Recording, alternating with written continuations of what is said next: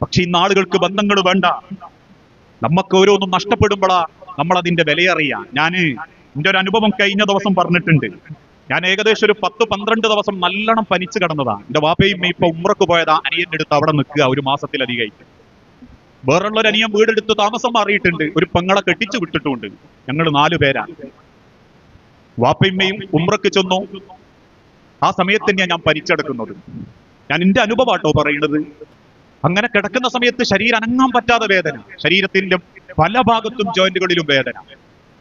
ഒന്ന് എഴുന്നേറ്റിരിക്കുമ്പോഴേക്കും തല കറങ്ങി ഞാൻ ഇങ്ങനെ വീഴുക. അപ്പൊ എനിക്ക് അതിനേക്കാളേറെ വിഷമായത് ആരും ഇല്ലൊന്ന് വന്നു നോക്കാൻ. വാപ്പയമ്മയും ഉള്ളപ്പോഴൊക്കെ എല്ലാരും ഒന്ന് കയറി വരൂ, കുടുംബക്കാരൊക്കെ.